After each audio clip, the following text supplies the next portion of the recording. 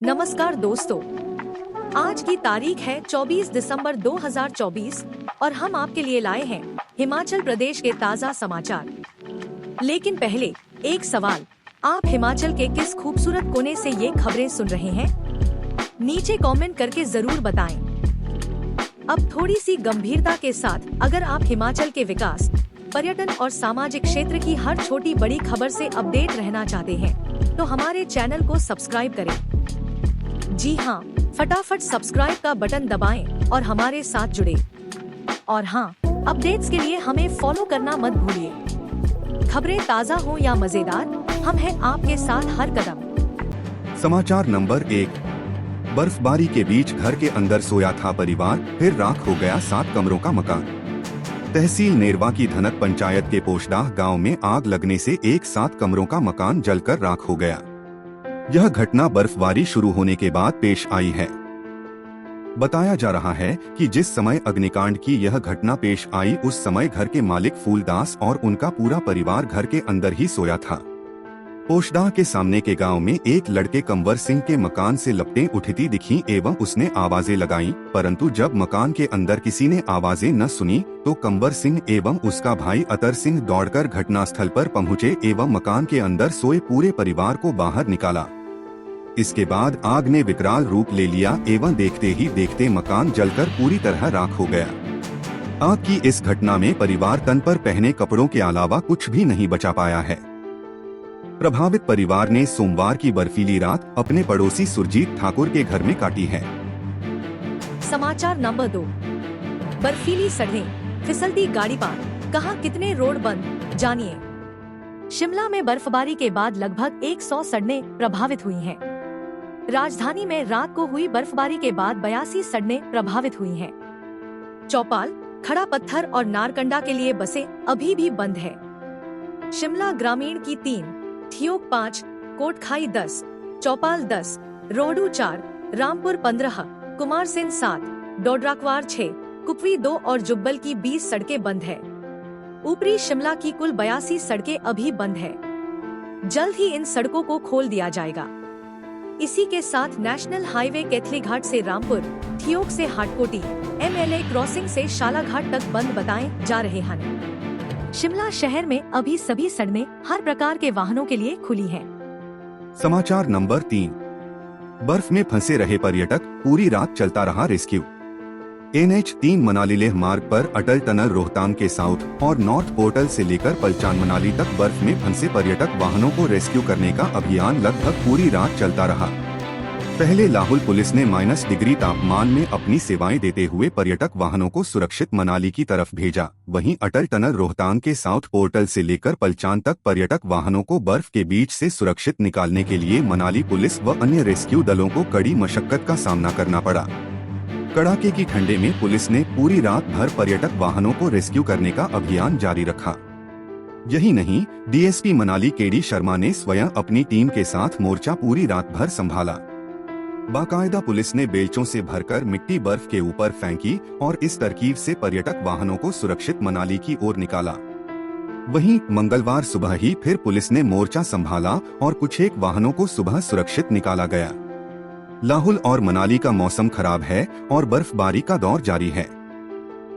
समाचार number 4। School bus में शराब की तस्करी, 29 पेटी की हो रही थी सप्लाई। पुलिस जिला नूरपुर द्वारा नशे के विरुद्ध चलाए गए अभियान के अंतर्गत नशा माफिया के खिलाफ जवाली में बड़ी कार्रवाई अमल में लाई गई है। पुलिस ने सोमवार देर रात्रि थाना जवाली के अधीन हरिया पुल पर निजी स्कूल बस से 29 पेटी देशी शराब बरामद की है तथा बंटी व रमन कुमार निवासी समकेड़ के खिलाफ केस दर्ज कर गिरफ्तार कर लिया है तथा आगामी कार्रवाई अमल में लाई जा रही है। SP नूरपुर अशोक रतन ने बताया कि पुलिस ने हरिया में स्कूल बस में 29 पेटी देशी शराब बरामद की है तथा बंटी व रमन कुमार निवासी समकेड़ के खिलाफ केस दर्ज कर गिरफ्तार कर लिया है। आगामी कार्रवाई अमल में लाई जा रही है। समाचार नंबर 5। 20 बरस बाद परिवार के बीच पहुंची साकम्मा, मंडी प्रशासन के प्रयास रंग लाए, ऐसे हुई घर वापसी।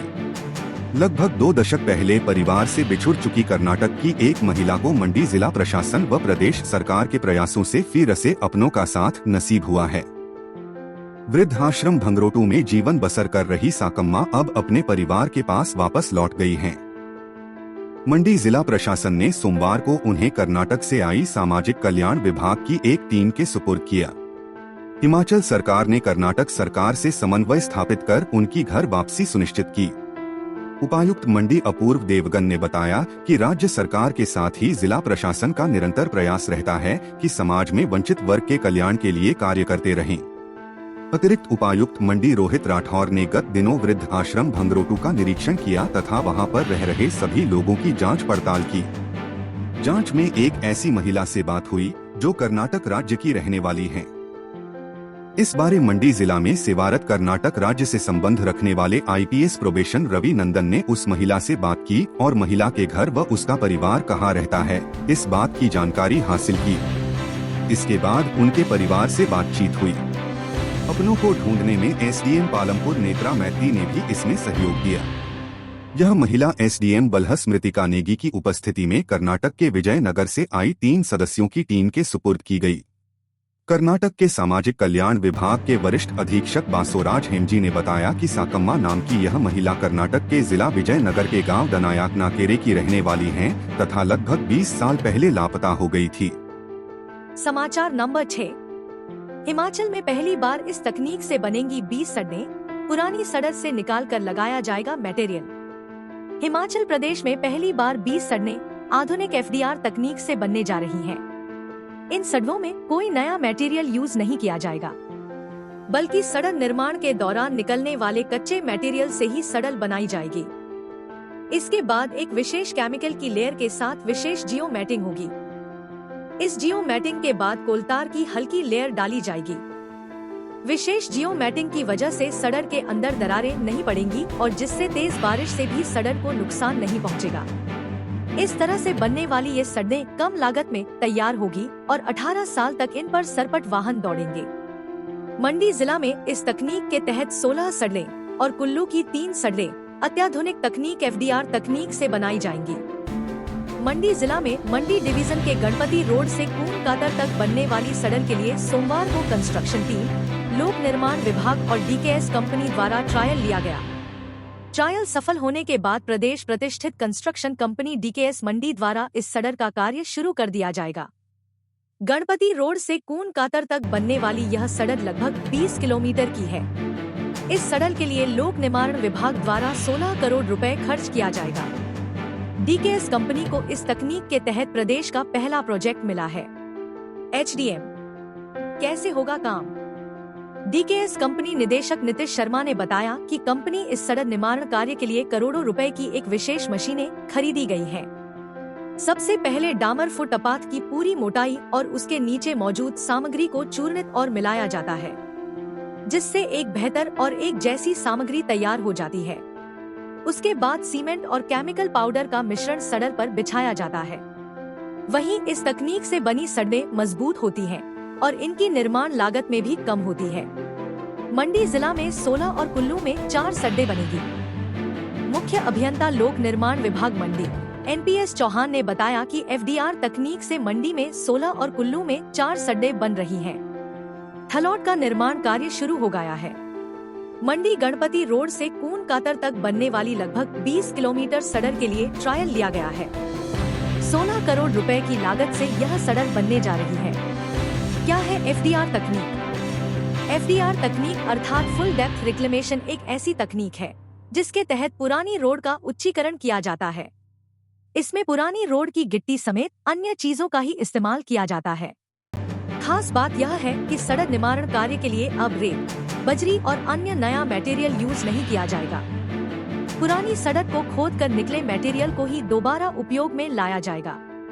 इससे खनन भी नहीं होगा और पर्यावरण पर भी सकारात्मक प्रभाव पड़ेगा। इससे पहले उत्तर प्रदेश, मध्य प्रदेश सहित अन्य बड़े राज्यों में तकनीक से सड़क निर्माण किए जा चुके हैं।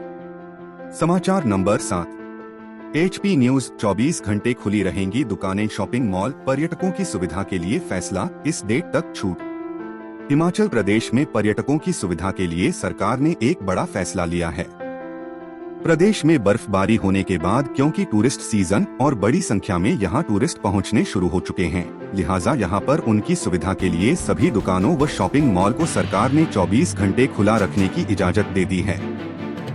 यह दुकानदारों पर निर्भर करता है कि वे अपनी दुकान को खुला रखें। प्रदेश सरकार के एक प्रवक्ता ने सोमवार को यहां बताया कि राज्य में नववर्ष के उत्सव और पर्यटकों के भारी तादाद में आगमन के दृष्टिगत सभी दुकानों और वाणिज्यिक प्रतिष्ठानों को 23 दिसंबर 2024 से 5 जनवरी 2025 तक 24 घंटे खुले रखने का निर्णय लिया गया है। यह निर्णय हिमाचल प्रदेश दुकानें एवं वाणिज्यिक प्रतिष्ठान अधिनियम 1969 के तहत जनहित में लिया गया है।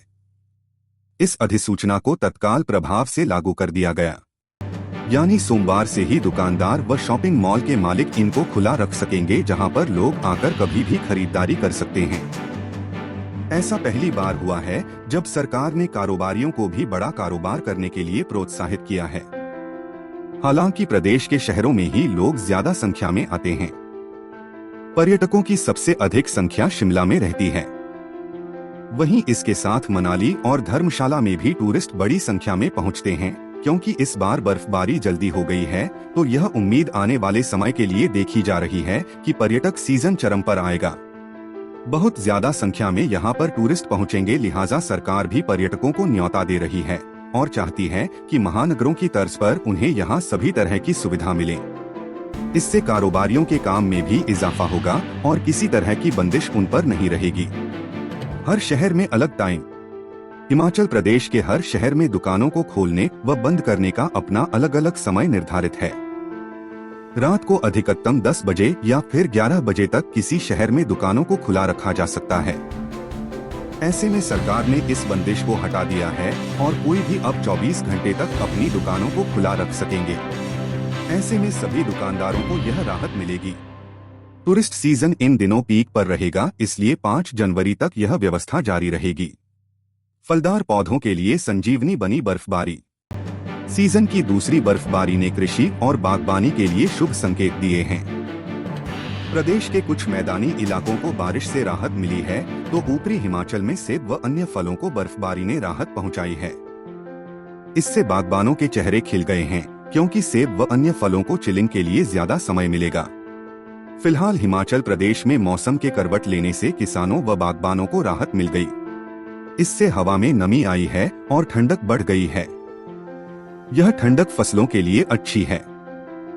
विशेषज्ञों की माने तो दिसंबर महीने में पिछले कई साल से बर्फबारी नहीं हो रही थी, वहीं बारिश के लिए भी लोग तरस रहे थे। हालांकि इस बार दिसंबर महीने की शुरुआत में हल्की बर्फबारी व बारिश हुई, जिसके बाद अब दोबारा से बर्फबारी होने से लोगों को राहत मिली है। ऐसे में सेब, नाशपाती, चेरी, बादाम के लिए चिलिंग ऑवर्स अभी से शुरू हो जाएंगे। बागबानी विशेषज्ञ एसपी भारद्वाज का कहना है कि लंबे समय का सूखा टूटा है। पिछली बार बारिश बर्फबारी से कुछ हद तक राहत मिली थी, लेकिन अब और राहत मिली है।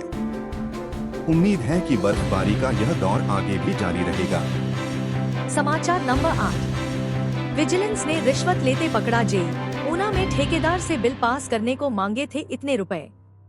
विजिलेंस ऊना ने नगर परिषद महतपुर बसदेहड़ा के कनिष्ठ अभियंता को 20,000 रुपए की रिश्वत लेते हुए रंगे हाथों पकड़ा है।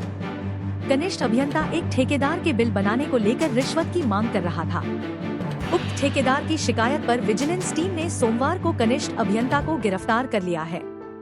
विजिलेंस ने आरोपित कनिष्ठ अभियंता के खिलाफ भ्रष्टाचार निवारण संशोधित अधिनियम 2018 की धारा 7 के तहत मामला दर्ज कर आगामी जांच शुरू कर दी है। विजिलेंस विभाग के डीएसपी फिरोज खान ने बताया कि बसदेहड़ा निवासी प्रदीप कुमार ने अपनी शिकायत दी थी। इसमें प्रदीप कुमार ने बताया था कि नगर परिषद महतपुर बसदेहड़ा का जेई उसके लंबित बिल को मंजूरी देने के लिए 20,000 रुपए रिश्वत की मांग कर रहा था। शिकायत आने के बाद विजिलेंस विभाग ने जाल बिछा दिया। जब शिकायतकर्ता पैसे देने के लिए गया, तो विभागीय टीम ने कनिष्ठ अभियंता को रंगे हाथों धर दबोचा। विजिलेंस की टीम ने आरोपित को गिरफ्तार कर लिया है। कुल्लू के भूतनाथ पुल पर पकड़ी 4.25 किलो चरस।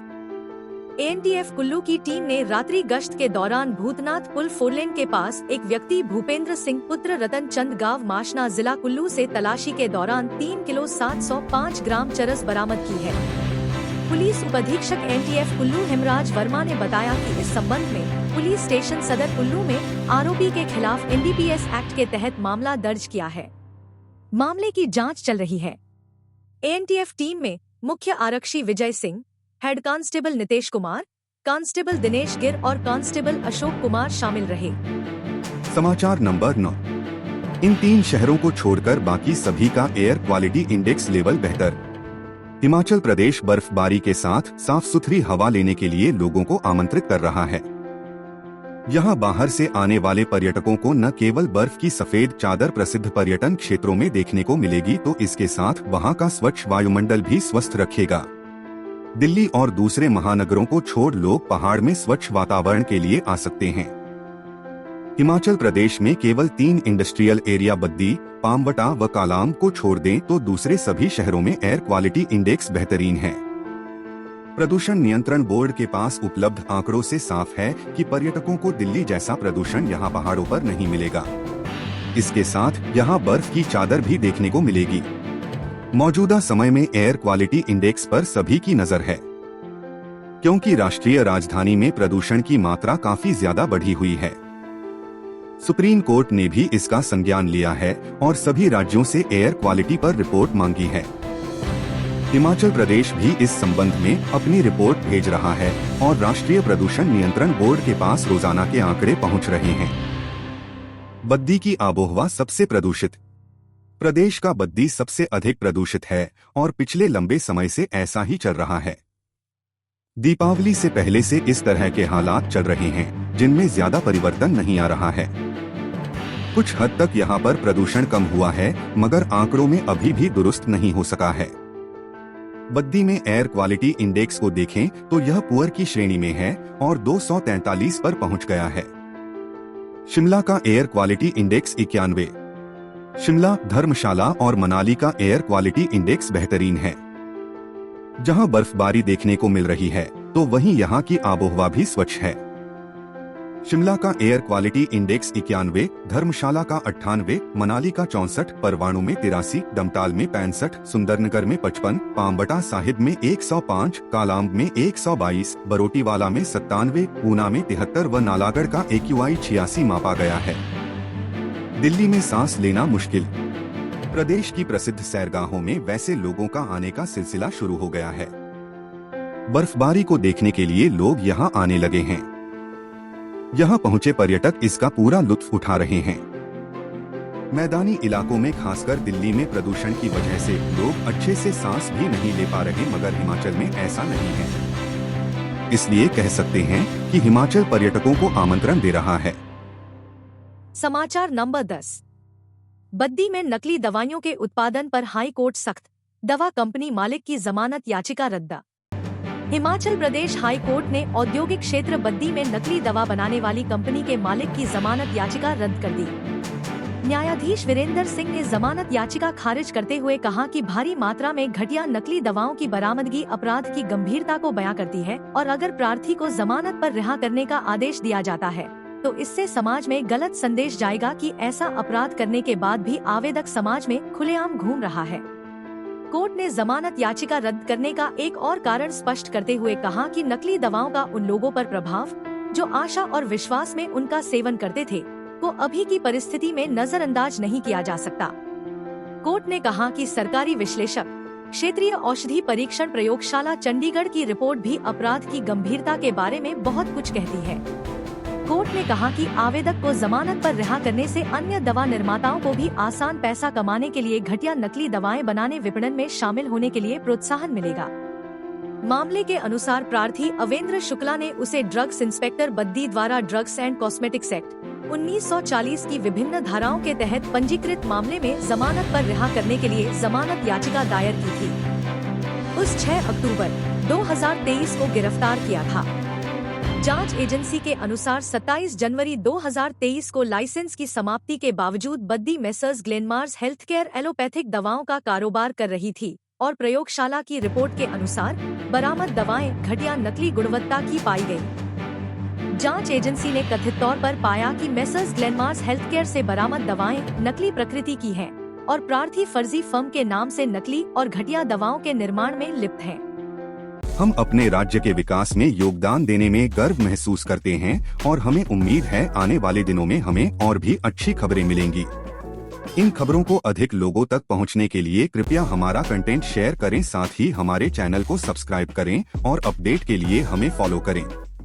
अपने विचारों को कमेंट में शेयर करना ना भूलें। आपका सहयोग हमें और भी बेहतर काम करने में मदद करेगा। धन्यवाद।